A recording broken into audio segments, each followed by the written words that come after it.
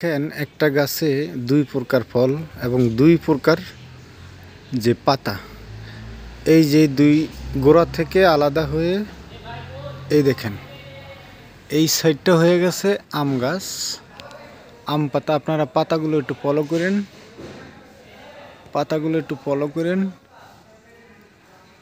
আর এই নিচের দিকে নামে আসলে এই যে আরেকটা মাথা গেছে এইদিকে দেখেন, এটা হচ্ছে তেজপাতা। এই গাছটা হলো একটা তেজপাতা মশলা গাছ। এই যে পাতাগুলো দেখেন তেজপাতা।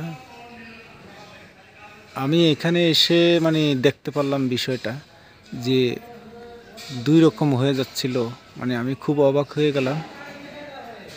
এই হলো তেজপাতা গাছ।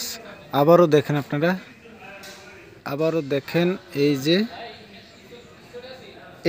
এইখান থেকে আলাদা হয়েছে, এইখান থেকে গাছটা আলাদা হয়েছে, এইখান থেকে দুইটা দুই দিকে চলে গেছে, একটা এইদিকে চলে গেছে।